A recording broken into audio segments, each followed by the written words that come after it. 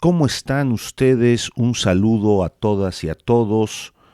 Sean bienvenidas y bienvenidos a otra emisión de Alta Tensión, corriente alterna para Radio Numancia y Entérate Querétaro. Sean bienvenidas al canal. Todas ustedes, las personas que nos apoyan muchísimo compartiendo y viendo este material, y quien acabe de conocernos, pues qué gran gusto hayan podido llegar hasta aquí. En esta ocasión recuperamos imágenes de la conferencia del presidente y de Santiago Nieto el 4 de marzo del 2020, donde AMLO y Santiago Nieto Castillo, este pasado 4 de marzo, tuvieron una participación muy destacada.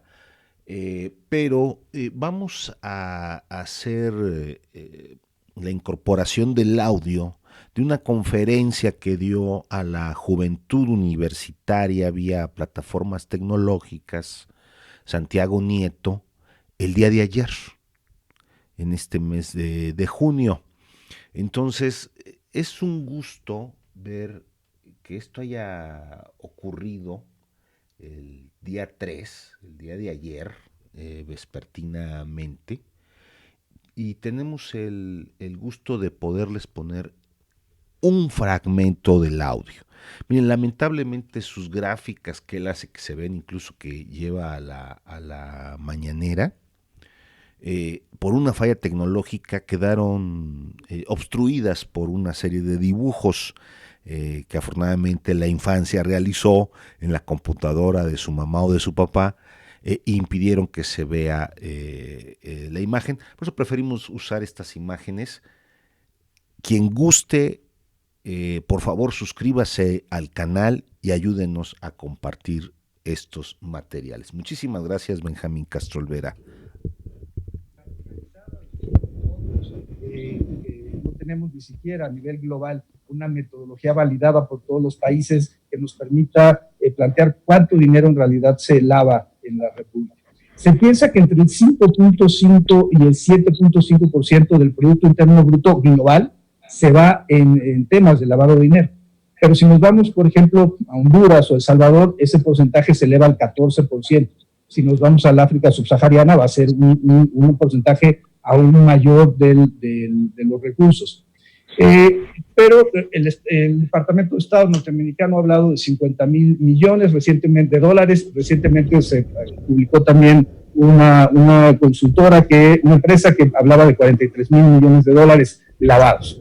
Pero aquí lo que yo quisiera resaltar es dónde o cómo se puede participar o generar una política pública de combate a la corrupción y combate al lavado de dinero. Pues requiere evidentemente la armonización y requiere de algo que es muy importante. Nosotros vivimos en un sistema federal y por tanto la UIF puede tener conocimiento de las operaciones del sistema financiero y del sistema no financiero, pero hay información que se encuentra en los estados y necesitamos recabarla.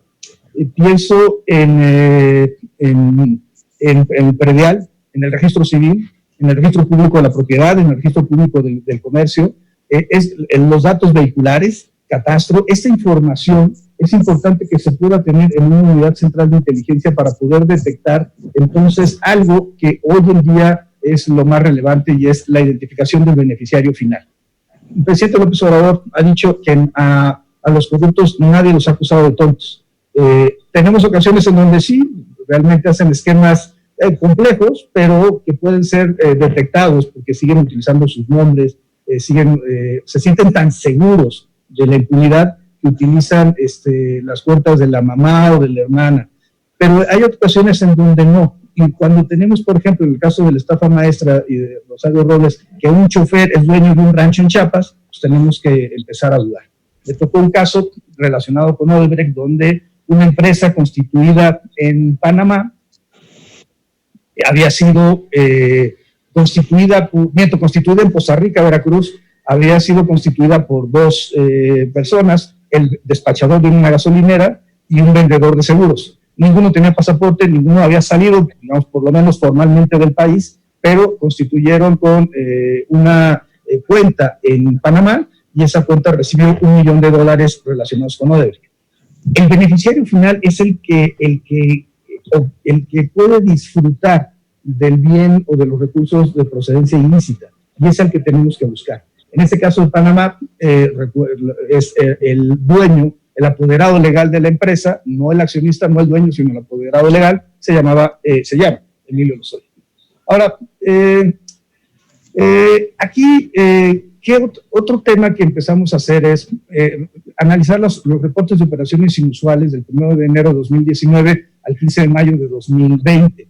Encontramos que había 3.570 reportes relacionados con 3.028 sujetos. Nosotros tenemos un modelo que es un modelo de calificación, le llamamos el modelo global, que es una calificación de 0 a 10. Si es más cercano del 10, hay más posibilidad de que haya lavado de dinero, y evidentemente si está en el 0-1, pues será difícil. Recientemente, por cierto, acabo de encontrar un caso que en el sistema le daba calificación de 3.8, pero al abrir y analizar el caso en particular, resultó que tenía operativas de lavado de dinero vía sus padres. Por tanto, por eso no lo detectaba el sistema. Pero este sistema nos permite tener una respuesta axiológicamente neutral, no se persigue a nadie, sino que lo que se está trabajando es establecer tener una calificación que permita priorizar los casos. Como pueden ver ahí, tuvimos 429 sujetos reportados con una calificación de riesgo de lavado de dinero superior a 8. Esto significa realmente una cantidad muy significativa de personas que pueden estar relacionadas con actos de corrupción. ¿Cómo se hace esta calificación? Se califican 264 elementos y, por ejemplo, si la compañía tiene una constitución reciente y resulta que el accionista es un joven de 19, 20 años, pero no tengo nada contra la juventud, pero se le atribuye a Aristóteles la frase de que la juventud es un defecto que se quita con el tiempo. Ustedes son jóvenes, tienen todo el mundo por delante. Ustedes son no el futuro, son el presente de nuestro país, y así tenemos que visibilizar. Pero el hecho de que una persona de 19 años, por ejemplo, reciba 2 millones de pesos en su cuenta, o acaba de ver un caso reciente de 49 millones de pesos en su cuenta, realmente brinca, o sea, realmente no es lógico. Si la transferencia viene de Libia, o viene de Pakistán, o viene de no sé, Sierra Leona o Liberia, pues tiene una calificación más alta de si viene de, no sé, de Querétaro, o si viniera de, ¿qué les gusta a ustedes? Monterrey. Claro, si viniera de Culiacán, pues la calificación sería mayor para la transferencia. Entonces, todas estas cualidades del sujeto y de la conducta son las que son revisadas por parte de la unidad para generar esta calificación. Tenemos en este momento 939 personas bloqueadas directamente por temas de corrupción, con un monto de 887 millones de pesos. Todavía, por ejemplo, en total debemos tener un poco más de 5.400 millones de pesos actualmente bloqueados, lo cual también es un problema, porque es dinero que tienen los bancos, que se queda en los bancos, y que no tenemos ninguna posibilidad jurídica de poder ir analizando esta información. De poder utilizar ese dinero para efecto de transferirlo a la tesorería de la federación o transferirlo a otra instancia. Me dicen que no está pasando la presentación, ¿no? Ahora, bueno, hay una serie de rayas, el que esté raya, hay alguien que...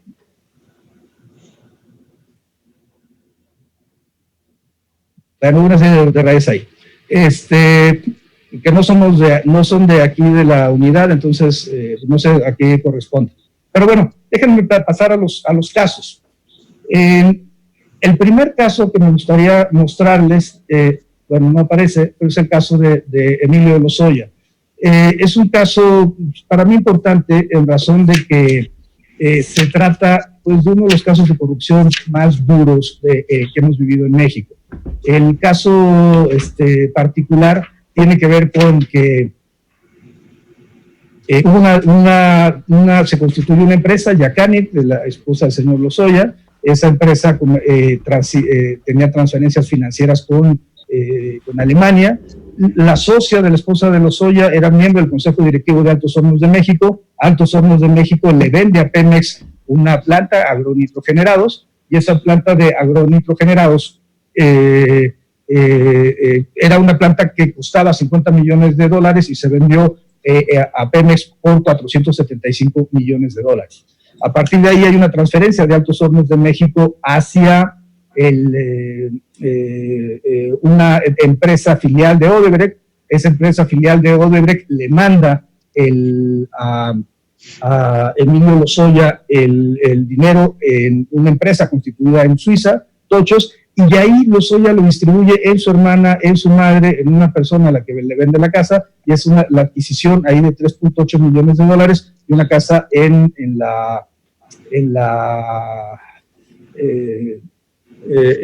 Lomas de Chapultepec. A ello habría que sumar a este tema, habría que sumar transferencias por más de $10 millones de Odebrecht, y habría que sumar transferencias por $5 millones de Suiza a México, a las cuentas del señor Lozoya, una transferencia de $1,5 millones de francos suizos, $1,5 millones de $1,090,000 francos suizos, y otra transferencia de €1,200,000. Como se sabe, se encuentra el señor Lozoya detenido en España. Su madre se encuentra con arraigo domiciliario y bueno, se está en espera del proceso de extradición.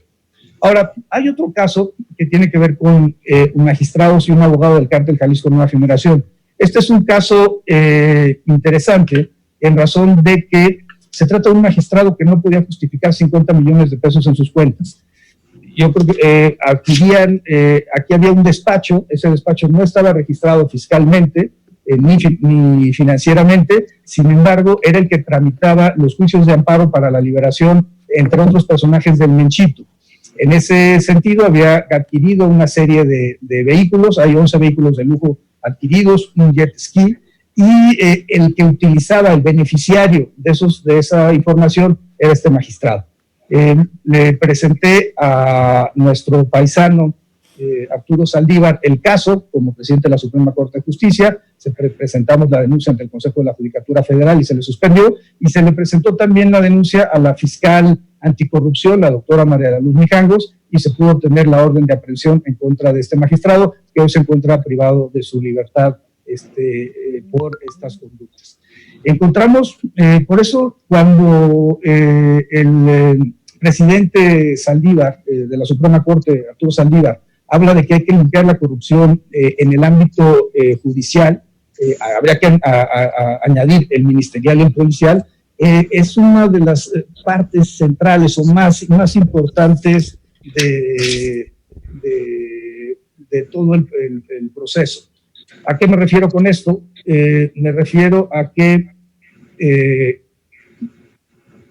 si queremos una estrategia nacional de seguridad que funcione, no solamente se tienen que hacer como en el sexenio anterior, que se detuvo a 116, o se abatió a 116 de los 122 líderes de los grupos delincuenciales. Esta parte funcionó de manera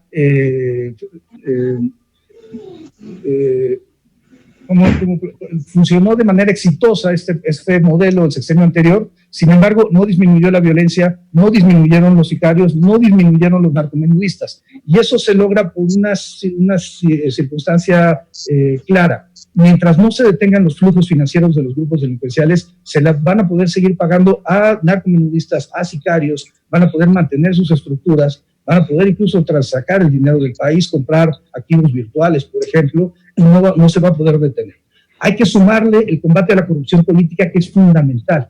Los grupos delincuenciales no surgen por generación espontánea. Hay pactos, sobre todo en el ámbito local, de protección de estos grupos delincuenciales por parte de la esfera política. En ese sentido, habría que seguir trabajando en los temas de combate a la corrupción política, de combate ministerial y a la corrupción judicial y ministerial, de combate a las estructuras financieras, de combate a la base social de los grupos delincuenciales y, por supuesto, habría que añadir el caso del combate al sicariato. Si queremos avanzar en esta materia, creo que la mejor opción es, como ha planteado el presidente, generar una mecánica que no implique la violencia, sino que implique el ataque a los grupos criminales en el flujo de los recursos. Este tercer caso es la estafa maestra. La estafa maestra es un asunto que todos conocemos mediáticamente. Empezó por una investigación del Munador Abuchain en la Auditoría Superior de la Federación. Se ha mantenido este proceso ahí, se han presentado las denuncias correspondientes y pues en realidad el caso concreto tiene que ver con Pemex. Pemex pasa 83 millones de pesos a una empresa fachada, y esa empresa fachada lo que hace es, a la universidad, este es un caso en la Universidad de la Chontalpa, y la Universidad de la Chontalpa contrata a una empresa fachada, y esa empresa fachada recibe 80 millones de pesos que son distribuidos entre una serie de personas. La parte interesante era que en este caso en particular había un funcionario público de Pemex, había constituido la empresa y recibía el beneficio de esta contratación. Pues es un caso que tiene que ver con corrupción en la Ciudad de México, y este es un caso de los líderes sindicales. Este es el caso particular de Romero de Champs. Ustedes pueden ver cómo los tres hijos reciben recursos, reciben dinero del sindicato, muchos familiares, sobrinos inclusive, aunque no tengan relación directa con el sindicato ni con la empresa, pero reciben dinero de ambos, y cómo se constituyen empresas en Estados Unidos para adquirir los bienes inmuebles que ustedes pueden ver abajo en la fotografía. Se trata de bienes inmuebles en Miami, que pues, no corresponden con el ingreso de que puede tener un senador de la República, aunque haya sido muchas veces senador y muchas veces diputado federal. El problema tiene que ver con cómo controlamos la corrupción sindical. Hay una reforma, y yo creo que esta es la apuesta, tiene que ser por la transparencia sindical. Debemos fomentar y generar mecanismos institucionales, diseños institucionales idóneos para poder combatir la corrupción dentro de los sindicatos, y pasa por una modificación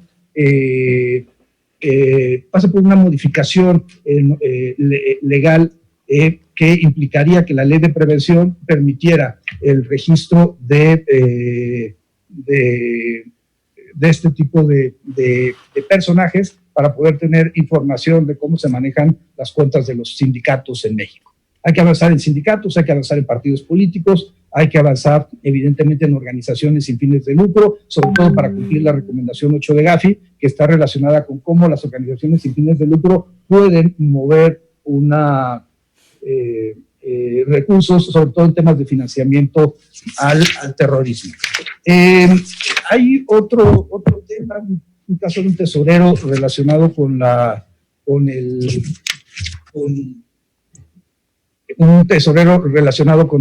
ISSSTE. También es un caso de corrupción y de contratación gubernamental. Vimos casos realmente impresionantes. Una empresa que ganó 83 mil millones de pesos en adjudicaciones directas durante el sexenio pasado, no tenía trabajadores reportados en el IMSS, más que 2 personas, y además de ello tenía pérdidas fiscales por 416 millones de pesos. La única opción para poder tener esos números es que fuera una empresa que además estuviera comprando facturas falsas a los CEFOS, ¿no? A estas empresas que facturan operaciones simuladas. Y bueno, yo creo que el caso también pues, paradigmático sería el de Genaro García Luna. Fue muy interesante porque estuvimos hablando con la DEA respecto a la investigación que teníamos por el exministro Medina Mora, y ellos fueron los que nos dijeron que buscáramos el nexo que había existido entre Medina Mora y Genaro García Luna al inicio del sexenio Calderón. Después se pelearían, porque García Luna terminaría llevándose a la entonces policía hacia a la AFI, a la Secretaría de Seguridad Pública. Pero el caso es interesante. En 2005 se funda una empresa en Panamá. 2008 se le vende, unos hermanos Wember le venden a Genaro García Luna a la Secretaría de Seguridad Pública una plataforma de espionaje, el NiceTrack, y después de eso, en 2011 la empresa panameña empieza a operar en México. Solamente de 2013 a 2018 esa empresa panameña tuvo contratos gubernamentales por 2.683 millones de pesos y 77 millones de dólares. Vamos a hablar de más de 2.600 millones de pesos de contratación. Lo interesante era el flujo de los recursos. En ocasiones iban a otras empresas que triangulaban y de ahí se iban a GLAC, la empresa de García Luna. Y por otro lado, esta empresa en Panamá era la que el dinero se iba a Letonia, el dinero se iba a Israel. Y un tema que a mí me pareció particularmente relevante es que el dinero se iba a pagar el estilo de vida de García Luna en Miami. Yo creo que hay que reflexionar sobre todo esto. ¿Cómo llegamos a estos extremos? ¿Cómo se llegaron a estos extremos? ¿Cómo fue descomponiéndose el sistema para poder llegar a estos niveles de corrupción? Y tiene que ver con otro elemento que es la impunidad. Mientras haya impunidad, la corrupción va a seguir. Y por tanto, y la impunidad que implica que los órganos de control en responsabilidad administrativa, en responsabilidad penal, en responsabilidad fiscal, ejerzan sus funciones para efecto de llevar a las personas responsables ante los tribunales. Y que los jueces resuelvan, evidentemente, conforme a derecho, y que resuelvan conforme al criterio que tengan. Pero lo que no se puede permitir es que la gente responsable de actos de corrupción no llegue hasta un espacio jurisdiccional. A veces a mí me acusan de violar el principio de presunción de inocencia, pero déjenme plantear esto. Los grupos de delincuencia organizada pues tienen digamos, modelos de operación fuera del ejercicio del poder. Su poder es un poder fáctico, no un poder jurídico. Y tienen modelos que generan flujo de unas cantidades importantes de recursos en efectivo que permiten comprar voluntades. Por otro lado, la corrupción política tiene un enfoque distinto. La corrupción política es dinero que se encuentra dentro del sistema, sacarlo a partir de empresas fachada, factureras, y de ahí el dinero se utiliza en efectivo y se guarda en bodegas para después irlo introduciendo al sistema financiero nuevamente. El tema es que al corrupto lo que más le importa es su imagen pública y por tanto el golpearlo a través de la difusión al amparo del derecho a la información pública, al amparo del derecho a la libertad de expresión y al amparo de que, desde mi punto de vista, por lo menos en una ponderación entre el derecho al honor y la vida privada de un servidor público acusado de corrupción respecto al derecho de acceso a la información y la libertad de expresión, el ejercicio de ponderación ha sido siempre, vamos a fortalecer los derechos preferentes en una democracia, que es el derecho de acceso a la información, tal como lo han sostenido muchos tribunales constitucionales en el mundo. En lo que llevamos de diciembre de 2018 a mayo de 2020, llevamos 60 denuncias presentadas por temas de corrupción a 251 personas físicas y 190 personas morales. Quisiera llamar la atención de los montos. Los montos son de 172.914 millones de pesos en depósitos y 145.616 millones de pesos en retiros. En dólares estamos hablando de más de 1.144 millones de dólares, ellos dirían 1 billón, y 1.472 millones de dólares en retiros. Además, hemos dado 54 vistas a distintas autoridades, incluyendo sobre todo la Secretaría de la Función Pública, la Procuraduría Fiscal, el Servicio de Administración Tributaria. Cerrando esta parte, me gustaría plantear lo siguiente frente a jóvenes queretanas, que están construyendo el presente de nuestro país. Yo creo que ¿cuál es el problema con la corrupción? Primero, el impacto respecto a la sociedad. La corrupción deslegitima las instituciones. Si las instituciones no funcionan para lo que fueron diseñadas, la ciudadanía no les va a tener confianza. Y el problema de la pérdida de legitimidad de las instituciones lo que nos genera es una antesala de una crisis constitucional. Por eso creo que el primer tema que hay que referir es esto. La pérdida de legitimidad de las instituciones. El segundo tema tiene que ver con la concentración de la riqueza. La corrupción lo que hace es concentrar la riqueza en unos cuantos, en los que tengan la posibilidad de generar los acuerdos suficientes para poder tener acceso a información privilegiada, acceso a la autorización para la contratación gubernamental, y eso hace que se concentre la riqueza y por tanto se incrementen las desigualdades sociales. Cuando las desigualdades sociales se incrementan en demasiado nivel, la tensión social aumenta y los riesgos de enfrentamiento son mayores.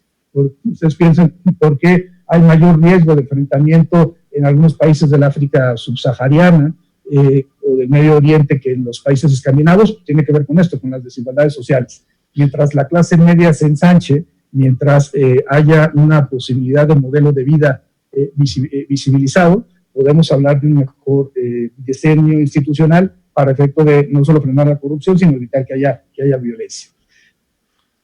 Ahí han escuchado una parte casi completa la conferencia de Santiago Nieto Castillo. Como él mismo lo refirió, salieron unas imágenes rayando su presentación. Por eso usamos imágenes del pasado 4 de marzo del 2020 en su conferencia con el presidente en la matutina, en la mañanera.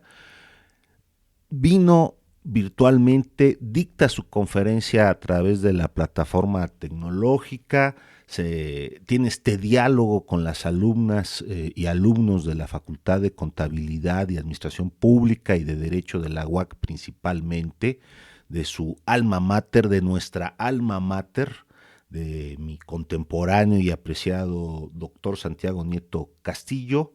Le tiene un enorme cariño no solo a la UAQ, también a la UNAM, donde estudió sus posgrados, un profundo patriotismo, ha hecho un aseguramiento histórico de cuentas.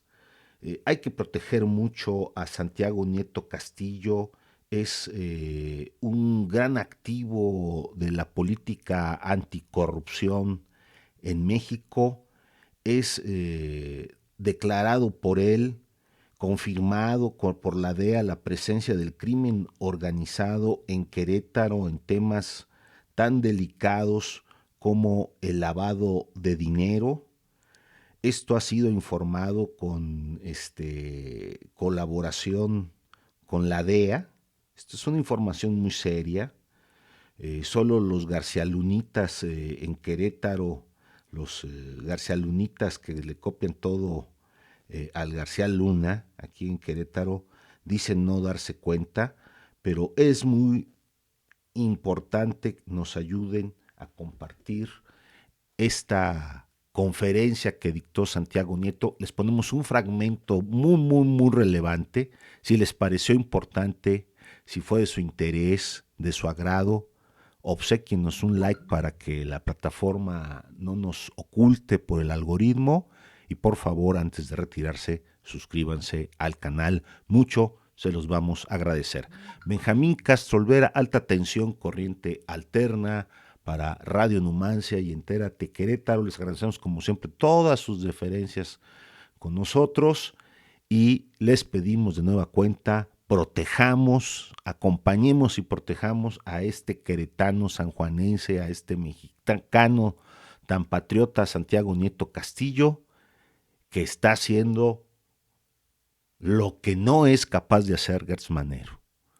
Por eso ya le dicen Gertz Florero. Pues muchas gracias, hasta la próxima, amigas y amigos.